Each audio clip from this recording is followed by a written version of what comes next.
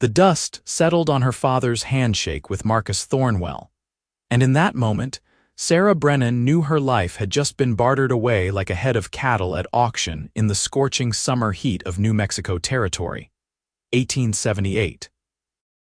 She stood frozen in the doorway of their modest adobe home outside Santa Fe, watching her father pocket the small leather pouch of coins while the rancher's cold gray eyes swept over her like she was property he had just acquired. And she felt her stomach twist with a mixture of rage and despair that threatened to choke the breath from her lungs. Her father, Thomas Brennan, had once been a proud man, but 3 years of failed crops and mounting gambling debts had turned him into someone she barely recognized anymore. The lines around his eyes had deepened, his shoulders stooped forward as if carrying an invisible weight, and now he could not even meet her gaze as Marcus Thornwell adjusted his black hat and smiled a smile that held no warmth whatsoever. "The wedding will be in 3 weeks, Thornwell said, his voice smooth as snake oil. "That gives you time to prepare yourself, Miss Brennan. I expect a wife who knows her place and keeps a proper household. My ranch is the largest in the territory, and I have a reputation to maintain." Sarah found her voice, though it trembled with fury. "I have not agreed to this. You cannot sell me like livestock, father. I am 20 years old, not a child, and I have my own mind." Thomas finally looked at her, and she saw shame flickering in his weathered face, but it was quickly replaced by a hard determination born of desperation. "It is done, Sarah. Marcus has paid generously, and this marriage will secure our future. You will have everything you could want as his wife." "Except my freedom," she whispered, but the words seemed to fall on deaf ears. Thornwell stepped closer to her, and she caught the scent of expensive tobacco and leather. He was perhaps 45, tall and imposing, with silver threading through his dark hair. He was not an ugly man by conventional standards, but there was something cruel in the set of his mouth, something predatory in the way he looked at her that made her skin crawl. "You will learn to be grateful, my dear," he said softly, reaching out to touch her cheek. She jerked away from his hand, and his eyes flashed with anger before he controlled himself. "Spirit is acceptable in a filly, but a wife must be broken to the bridle. We shall see how you fare." After he left, Sarah confronted her father with tears streaming down her face. "How could you do this to me? Mother would be ashamed of you." Thomas slammed his fist on the rough wooden table. "Your mother is dead these 5 years, and she left me with debts I cannot pay and a daughter to feed. Thornwell's money will save this house, save our land. You should be thanking me for finding you such a prosperous match." "A prosperous match," Sarah's voice rose. "Everyone in Santa Fe knows Marcus Thornwell is cruel to his workers and his horses. They say his first wife died under mysterious circumstances, and the doctor would not speak of it. You are sending me to my doom for a bag of silver." Her father turned away, and she knew the conversation was over. That night, Sarah lay in her small bed and stared at the ceiling, listening to the coyotes howl in the distance.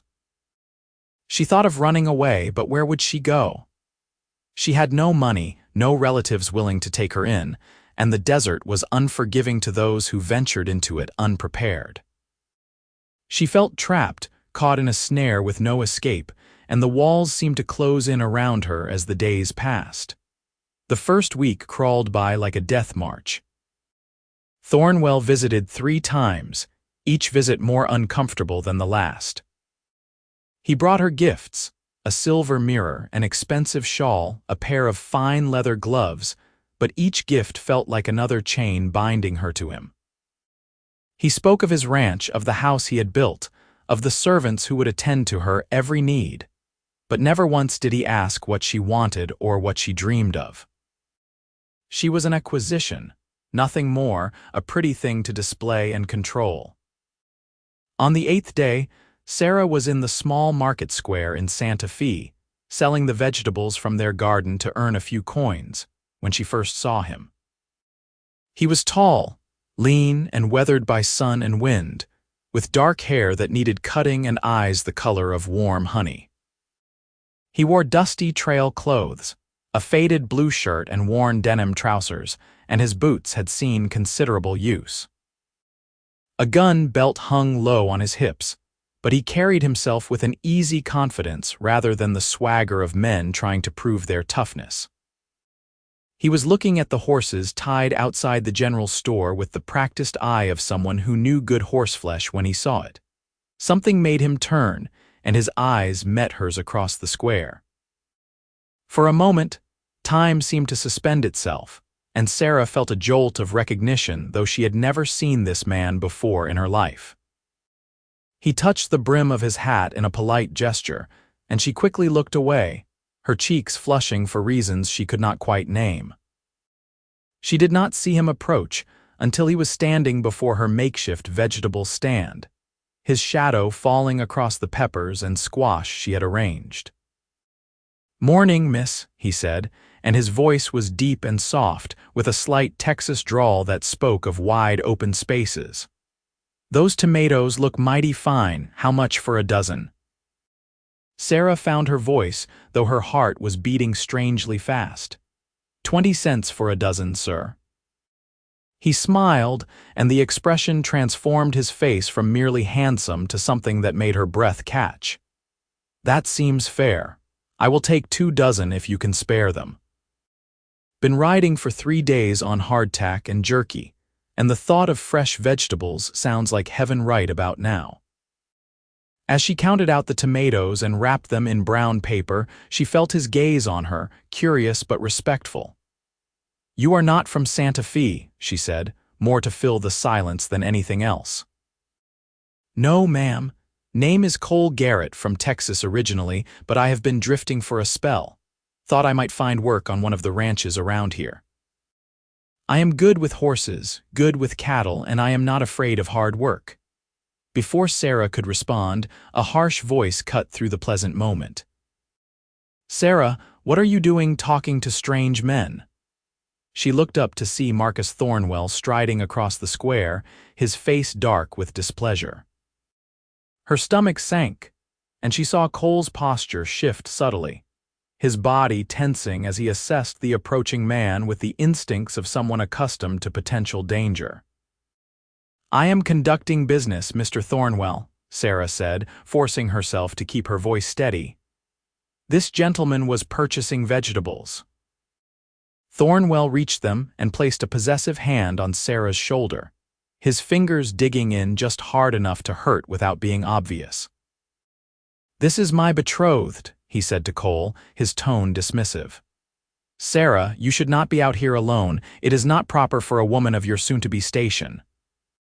Cole's eyes flickered from Thornwell's face to where his hand gripped Sarah's shoulder, and she saw something harden in his expression.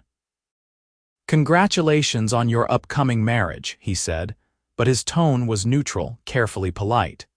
He handed Sarah the coins for the tomatoes, and their fingers brushed for just an instant. "Thank you kindly, miss. Those vegetables will be much appreciated." As he walked away, Sarah felt a strange sense of loss, as if something important had just slipped through her fingers. Thornwell watched Cole's retreating back with narrowed eyes. "I do not want you speaking to drifters and cowboys. You will be my wife soon, and you will conduct yourself with appropriate dignity." "He was a customer, nothing more," Sarah protested, but Thornwell's grip tightened. "Do not argue with me, Sarah. I am beginning to think you need to learn your lesson sooner rather than later." He released her shoulder and adjusted his jacket. "Pack up your stand. You will not be coming to the market anymore."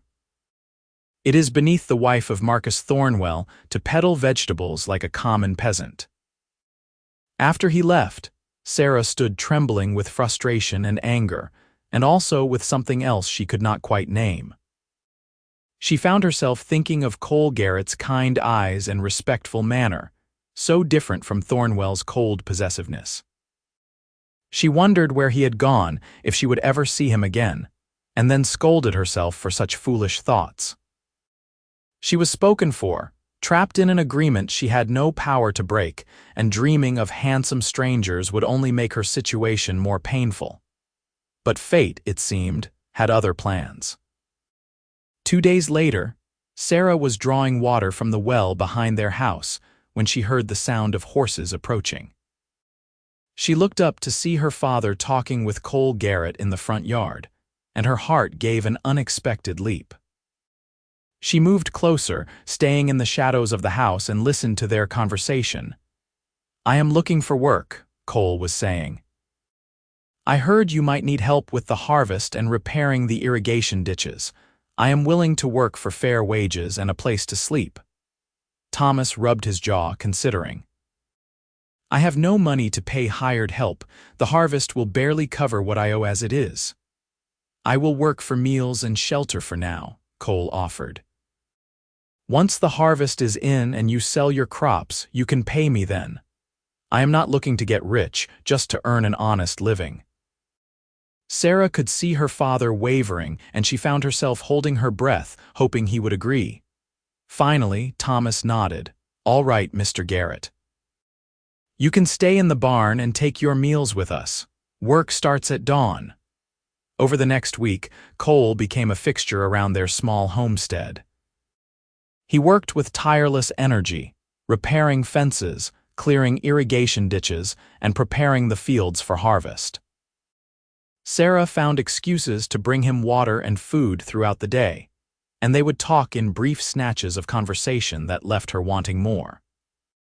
She learned that he was 26 years old, that he had lost his family's ranch in Texas to a bank foreclosure after his parents died of fever, and that he had been drifting ever since, taking work where he could find it. "Do you ever want to settle down?" she asked one afternoon as she handed him a dipper of cool water. "Have your own place again?" Cole wiped the sweat from his forehead and looked out across the fields. "Every day. But it takes money to buy land, and I have been sending most of what I earn back to my younger sister. She is living with our aunt in San Antonio, going to a proper school. I want her to have better opportunities than I did."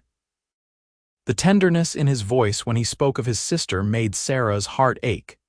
This was a good man, she thought, a man who cared about family and responsibility. The contrast with Marcus Thornwell could not have been sharper. "That is very kind of you," she said softly. "Your sister is lucky to have a brother who cares so much." Cole looked at her then, really looked at her, and she saw something in his eyes that made her pulse quicken. "Miss Brennan, I hope you do not mind me saying, but you do not seem like a woman eager to be married. Every time Thornwell visits, you look like you are facing a firing squad." Sarah glanced toward the house to make sure her father was not within earshot. "I am not eager. I had no choice in the matter. My father sold my hand to pay his debts, and I am trapped." Cole's jaw tightened. "That is not right. A woman should have a say in who she marries." "Tell that to my father," Sarah said bitterly. "Tell that to Marcus Thornwell, who sees me as property he has purchased. In 2 weeks I will belong to him, and there is nothing I can do about it." She did not expect what happened next. Cole set down the water dipper and took a step closer to her, close enough that she could see the gold flecks in his brown eyes. "What if there was something you could do about it? What if you did not have to marry him?" "What do you mean?" Sarah's heart was pounding so hard she was sure he could hear it. "I mean, what if you ran away? What if you chose your own path instead of the one your father laid out for you?" The idea was terrifying and thrilling in equal measure. Where would I go? How would I survive? "I have no money, no skills beyond keeping house and tending a garden." "You would have me," Cole said quietly, "if you wanted. I know we barely know each other, and I have no right to ask this, but Sarah, I have not been able to stop thinking about you since I first saw you in the market. You deserve better than a man who treats you like property. You deserve to be cherished, respected, loved." Sarah felt tears pricking her eyes. "You are offering to help me run away. But what about your work here? What about the money my father owes you?" "Some things are more important than money," Cole said. I cannot stand by and watch you be forced into a marriage that makes you miserable. If you want to leave, I will help you. We can head west to California or north to Colorado. I will find work, and you will be free to make your own choices. It was the most romantic and terrifying thing anyone had ever said to her. Sarah wanted to say yes immediately, wanted to throw caution to the wind and run away with this man who barely knew her but was willing to risk everything to help her. But fear held her back. What if we are caught? Thornwell is powerful and he has men who work for him. He will come after me and he will make you pay for helping me. Let him try, Cole said, and there was steel in his voice. I am not afraid of Marcus Thornwell or anyone who thinks they can own another person. Before Sarah could respond, her father's voice called from the house. Sarah, come inside. Marcus is here to see you. Cole squeezed her hand briefly, a touch that sent warmth flooding through her. Think about what I said. You do not have to decide right now, but know that you have a choice. You always have a choice. That evening's visit from Thornwell was worse than usual. He was in a foul mood, complaining about problems with his ranch hands and market prices for beef. He barely spoke to Sarah, except to criticize her dress, and tell her she needed to do something different with her hair. When she dared to express an opinion about the wedding arrangements, he silenced her with a look that promised consequences if she continued to speak. After he left, Sarah made her decision. She could not marry this man. She would rather face the uncertain dangers of running away than spend the rest of her life under Thornwell's control. That night, she packed a small bag with her few possessions, and when the house was dark and silent, she crept out to the barn where Cole was sleeping in the hay loft. Cole, she whispered, and he woke instantly, reaching for his gun before recognizing her voice. Sarah, what is wrong? I have decided I want to leave. I want to choose my own life, and I want your help if you are still willing to give it. Even in the darkness, she could see his smile. I am willing. We will leave before dawn, before anyone realizes you are gone. We will head north toward Colorado. I have friends there who will help us. They spent the remaining hours of darkness preparing. Cole saddled his horse, a sturdy roan mare named Rosie, and borrowed one of Thomas's horses, leaving a note promising to send payment once they reached Colorado. Sarah left a letter for her father, trying to explain her choice, hoping he would someday understand even though she doubted he would. Just before dawn, they were ready to leave. Sarah took one last look at the only home she had ever known, feeling a mixture of sadness and liberation. Cole helped her mount the horse, and their hands lingered together for a moment longer than necessary. Are you sure about this? He asked. Once we leave, there is no turning back. I am sure, Sarah said, and she meant it with every fiber of her being. Let us go before I lose my courage. They rode north as the sun began to paint the eastern sky with streaks of orange and pink. The desert landscape stretched out before them, vast and beautiful and full of possibility. Sarah felt the wind in her hair and the rhythm of the horse beneath her, and for the first time in weeks, she felt something like hope stirring in her chest. They had been riding for perhaps 3 hours when they heard the sound of horses behind them, moving fast. Sarah's heart sank as she looked back and saw a group of riders in pursuit. Even from a distance, she recognized the lead rider's black hat and expensive horse. It is Thornwell, she said, fear making her voice shake. He has found us already. Cole, what do we do? Cole's expression was grim. We ride faster. There is a canyon up ahead with narrow passages. If we can reach it, we might be able to lose them. They urged their horses into a gallop, racing across the scrubland toward the rocky outcroppings in the distance. Sarah could hear Thornwell's men gaining on them, their shouts carrying on the wind. Her horse was tiring, not accustomed to such a hard pace, and she knew they would not make it to the canyon before being overtaken. Cole must have realized it too, because he suddenly veered toward a cluster of large boulders and dismounted. Sarah, get down. We make our stand here. They will kill you, Sarah protested, but Cole was already checking his gun and positioning himself behind the rocks. No, they will not. Now get down and stay behind me. Sarah slid from her horse just as Thornwell and his men thundered up, surrounding their position. There were 6 of them, all armed, all looking angry and dangerous. Thornwell dismounted slowly, his face twisted with rage. "You stupid girl," he spat at Sarah. "Did you think you could steal my property and get away with it? I paid good money for you and I will have what I bought." "She is not property," Cole said, his voice calm but hard as granite. "She is a human being with the right to choose her own path. Sarah does not want to marry you and you have no legal right to force her." Thornwell laughed, a cold, ugly sound. "Legal right? Boy, I am the law in this territory. I own the sheriff, I own the judge, and I own her. Now step aside before my men put a bullet in you." "No," Cole said simply. "Sarah stays with me, and she gets to make her own choice about her future. If you want to try and take her, you will have to go through me first." The standoff stretched out, tension thick in the desert air. Sarah could see Thornwell's men shifting nervously, hands near their guns. This could turn into a bloodbath in seconds, and it would be her fault. She could not let Cole die for her. She stepped out from behind the rocks, ignoring Cole's protest. "Wait. Mr. Thornwell, you say you paid money for me. How much did my father receive?" Thornwell looked suspicious. $500. Why?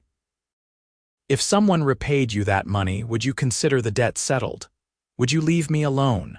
Sarah, no, Cole said. You cannot bargain with him. But Thornwell was considering it, his calculating mind working.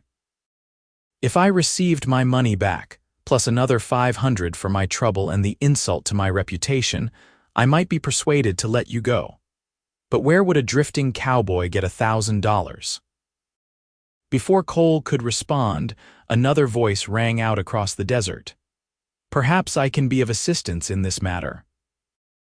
Everyone turned to see a new rider approaching, an older man with silver hair and the bearing of someone accustomed to authority.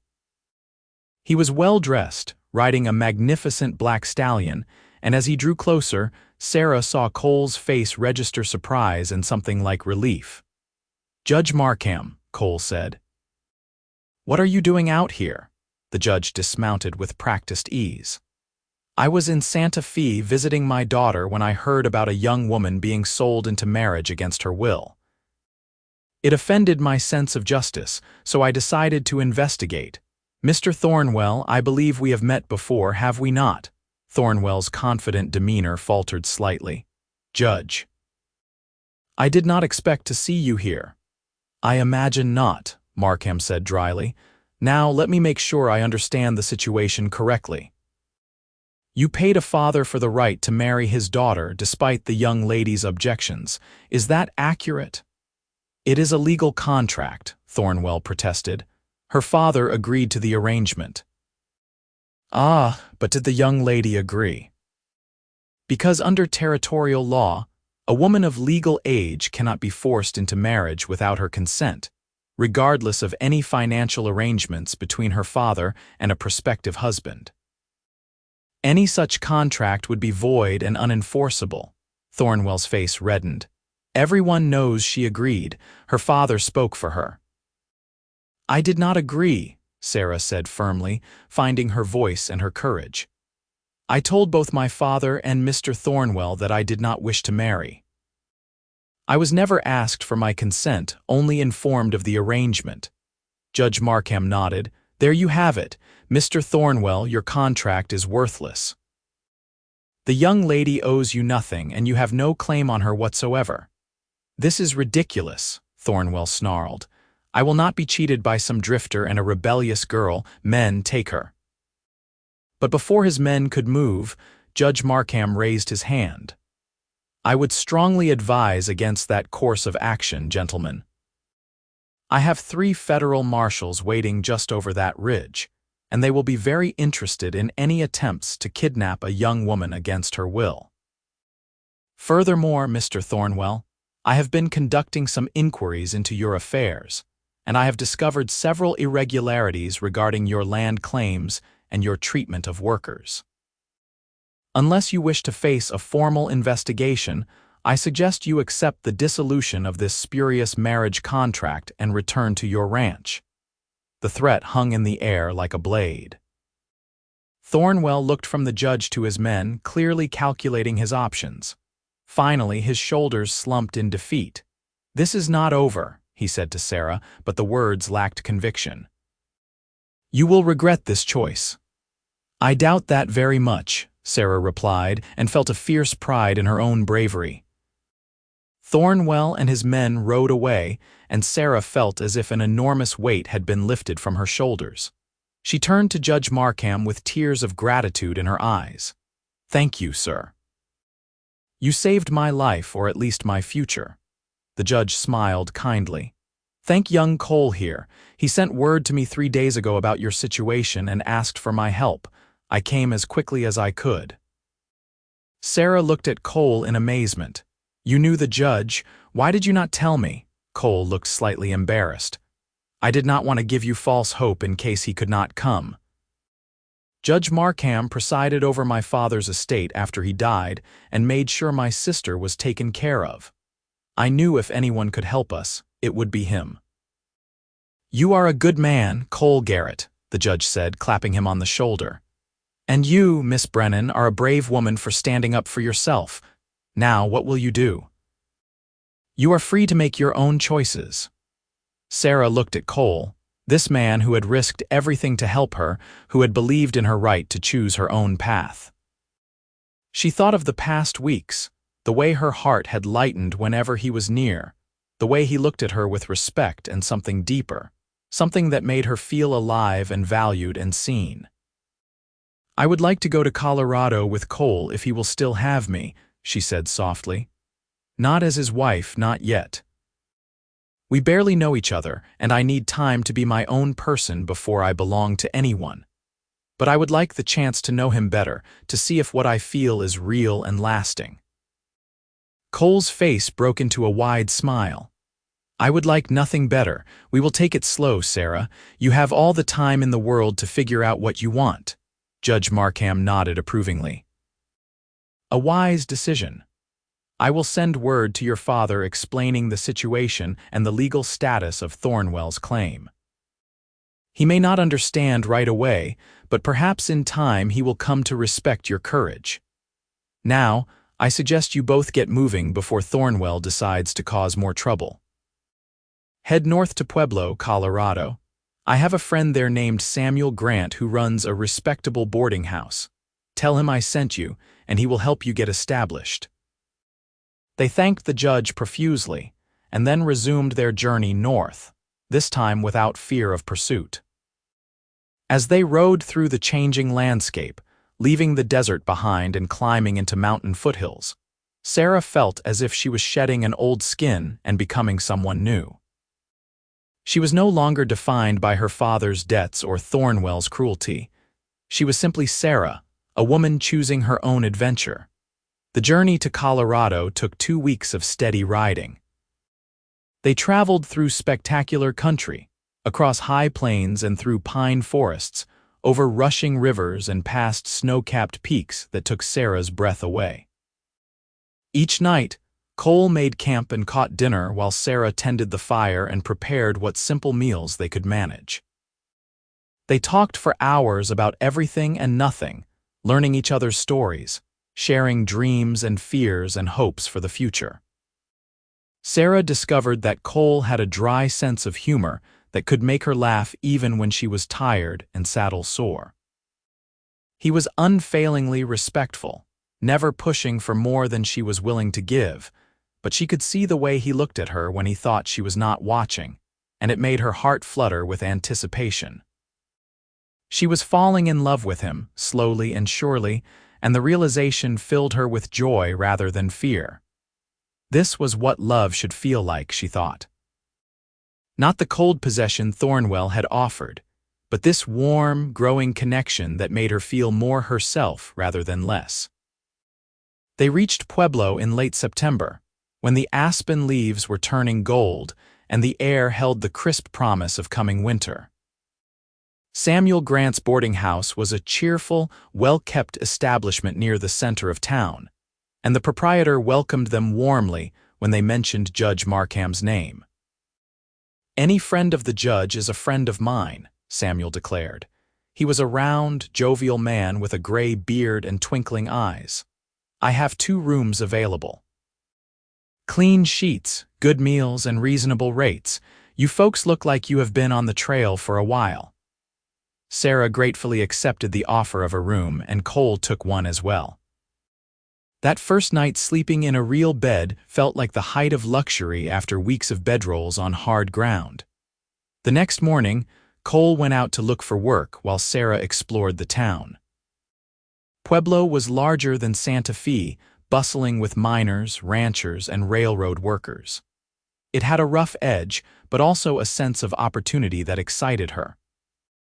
Cole found work quickly at a large cattle ranch outside town, and Sarah took a position at the general store, helping with inventory and serving customers.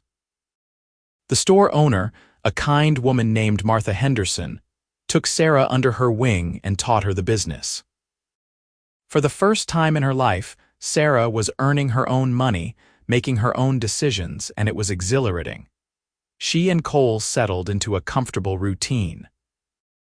They would have breakfast together at the boarding house, go to their respective jobs, and meet in the evenings for dinner. On Sundays, their one day off, they would take long walks along the Arkansas River or ride out into the countryside to explore. Their relationship deepened gradually, naturally, like a flower opening to the sun.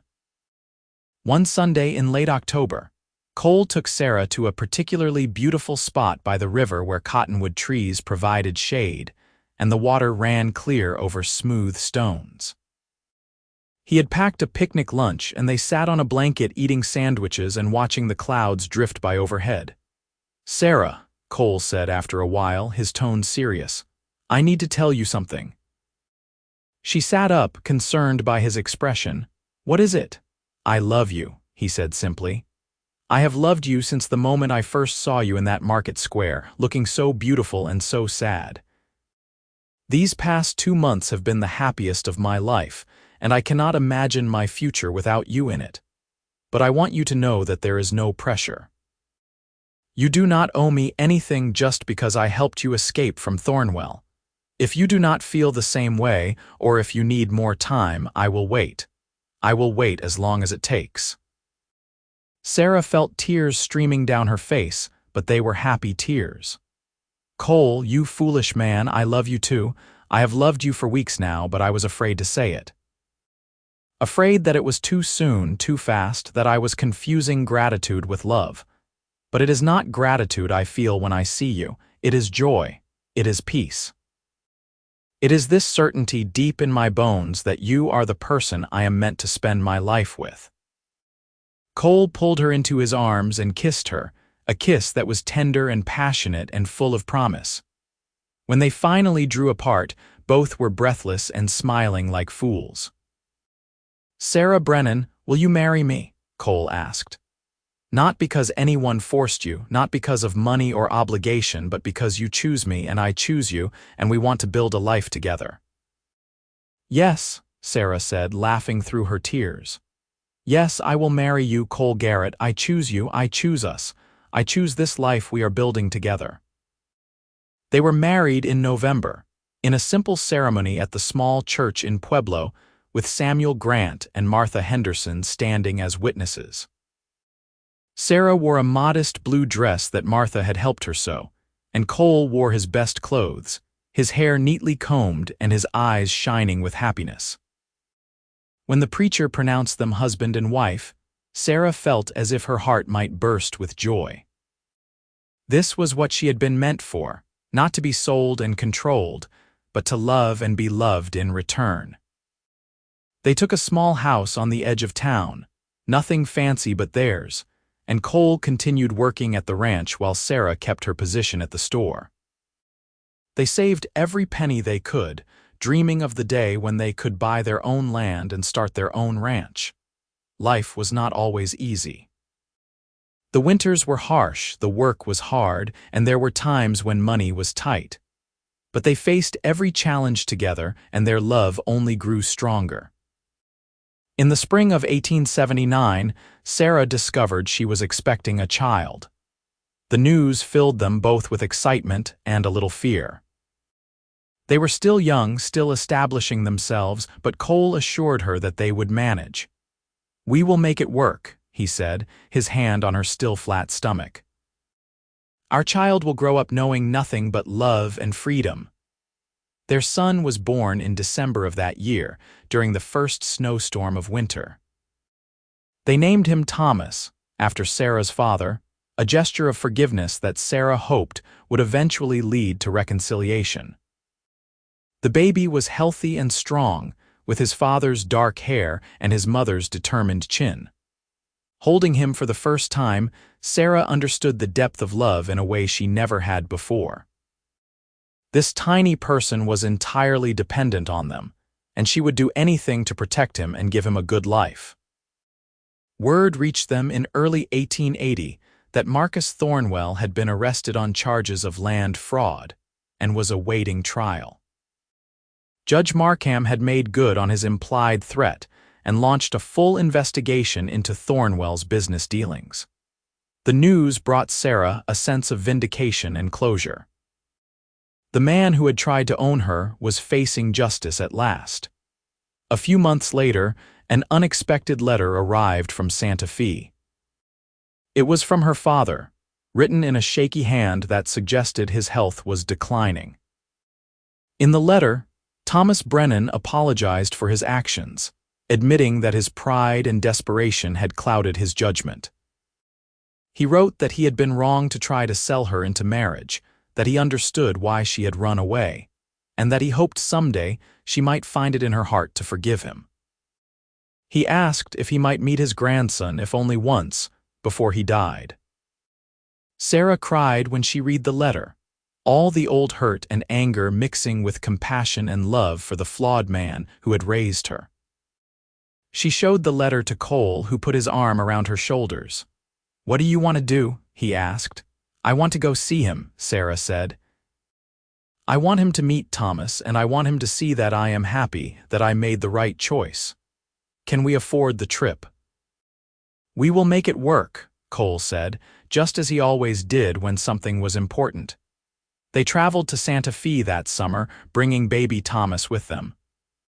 Sarah's father had aged considerably in the 2 years since she had left, his hair completely white now, his body frail and bent. But when he saw Sarah and met his grandson, his face lit up with a joy that transcended his physical decline. "You made the right choice," Thomas told his daughter, holding the baby with trembling hands. "I see how happy you are, how well your husband treats you." "I was a fool, Sarah, a scared old fool who thought money could solve all my problems. I am proud of you for being braver than I was." The visit lasted a week, and in that time, Sarah and her father talked through much of the pain and misunderstanding of the past. It was not a complete healing, but it was a beginning, and when they parted, Sarah felt as if a burden she had been carrying had finally been set down. Her father died peacefully in his sleep 6 months later, and Sarah was able to mourn him without bitterness, remembering the good times along with the bad.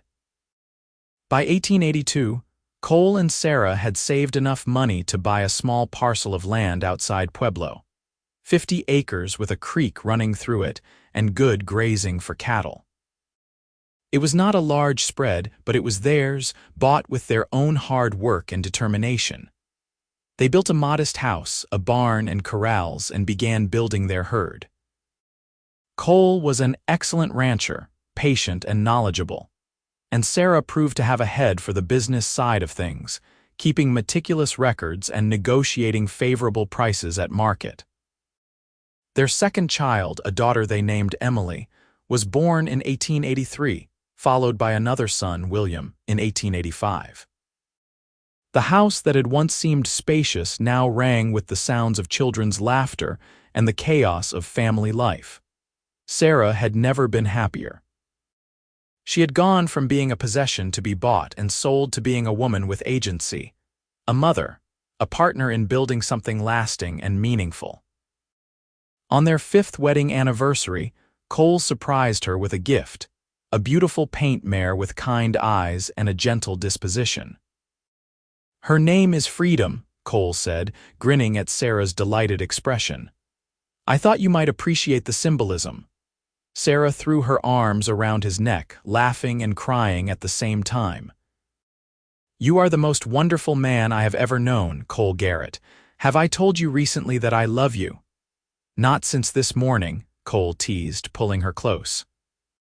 "But I never get tired of hearing it." They stood there in the fading evening light, holding each other while their children played nearby and the mountains turned purple in the distance.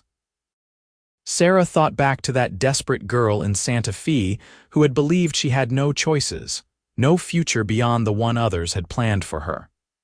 That girl had been wrong.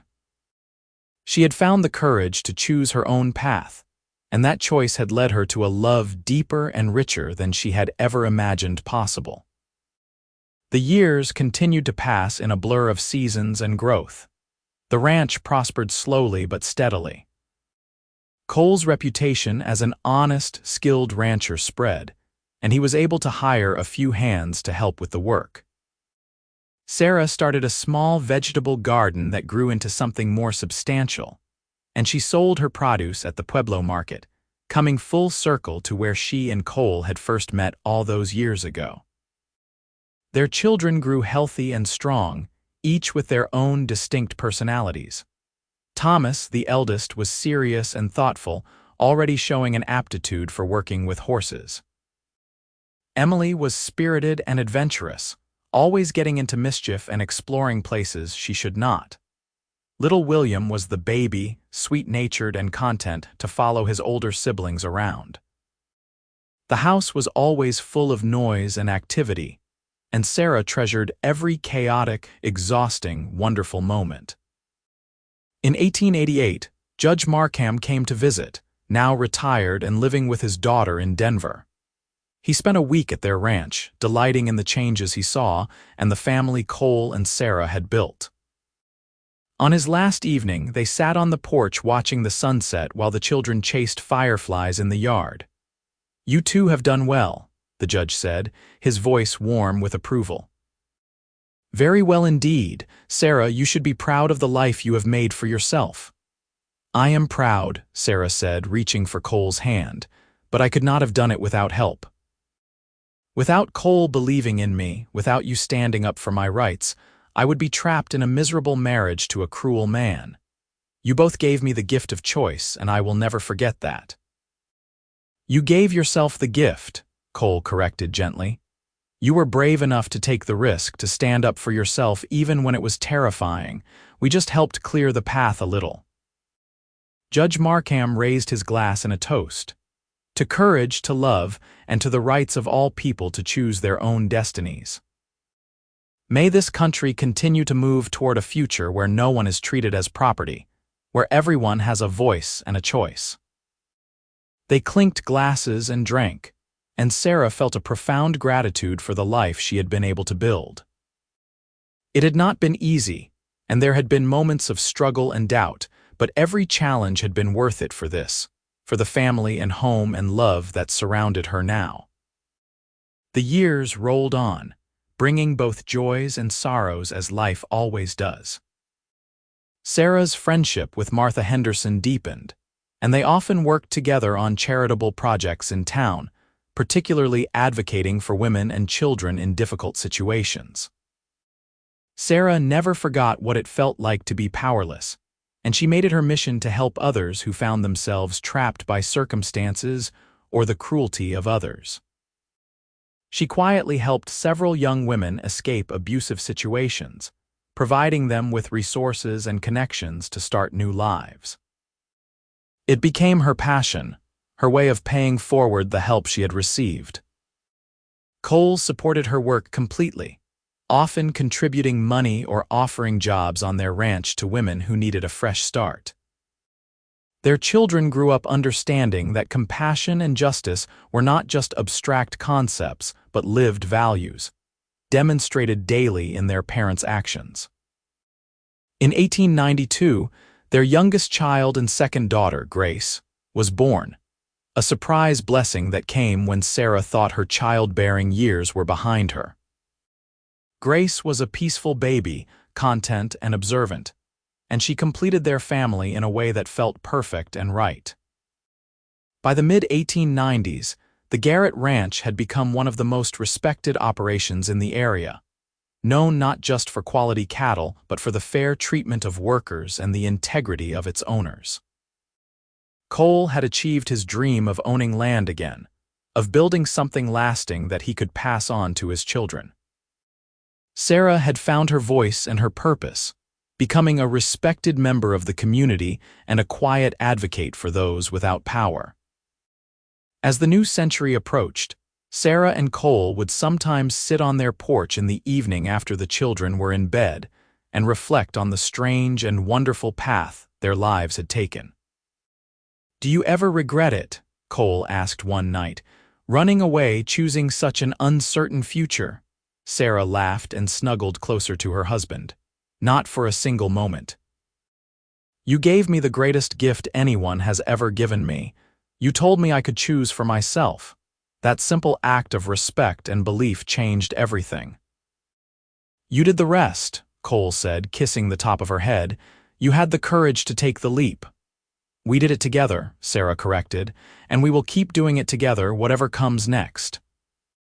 They watched the stars come out over the mountains, two people who had found each other against all odds and built a life based on love, respect, and the radical idea that every person deserves the freedom to choose their own path.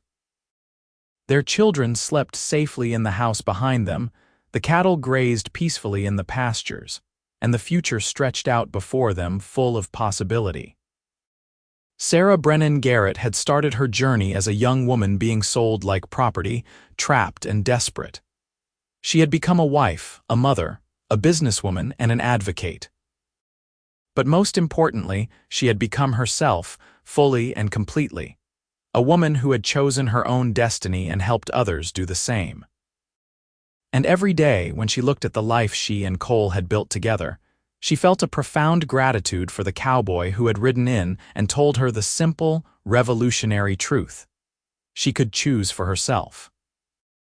Years later, when their children were grown and starting families of their own, Thomas asked his mother to tell him the story of how she and his father had met. Sarah was in her late 40s by then, her hair showing threads of silver, but her eyes still sparkled with the same determination and spirit that had driven her to flee into an uncertain future all those years ago.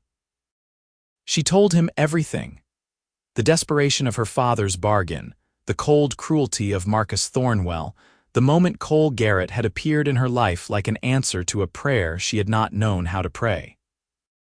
She told him about the terrifying ride across the desert, the confrontation with Thornwell and his men, Judge Markham's timely intervention, and the long journey to Colorado where she and Cole had built their life together brick by brick, choice by choice. "The most important thing I learned," Sarah told her son, "is that we always have more power than we think we do. Even when the world tries to tell us we have no choices, there is always a choice. It might be a hard choice, a scary choice, but it exists. Your father showed me that, and it changed everything." Thomas hugged his mother tightly. "You and Papa are the bravest people I know. I hope I can be half as courageous when I face my own challenges." "You will be," Sarah assured him. "You come from a long line of fighters and survivors. And you have been raised to believe that every person has value and deserves respect. That is the legacy your father and I want to leave you, more than this ranch or any amount of money. The belief that love and justice and freedom are worth fighting for." As the 19th century gave way to the 20th, Cole and Sarah grew older together. their love weathering the passage of time and only growing deeper and more comfortable. They became grandparents, delighting in a new generation of children who would never know what it was like to be treated as property, who would grow up in a world slowly, painfully learning that all people deserve dignity and choice. On their 25th wedding anniversary, the whole family gathered at the ranch for a celebration. There were dozens of people, children and grandchildren, friends and neighbors, all come to honor the couple who had built such a remarkable life together. As Sarah looked around at the crowd, at the faces of people she loved and who loved her in return, she felt a contentment so complete it brought tears to her eyes. Cole found her standing alone for a moment, looking out over the land they had worked so hard to build. He put his arm around her waist, and she leaned into him with the ease of long familiarity. "Happy anniversary, my love," he said softly. "Happy anniversary," Sarah replied. "Thank you for riding into my life that day. Thank you for believing I deserved a choice. Thank you for loving me exactly as I am."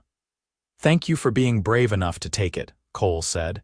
"Thank you for choosing me, choosing us, choosing this life. I have never regretted a single moment." They stood together as the sun set over the Colorado mountains, painting the sky in shades of gold and crimson.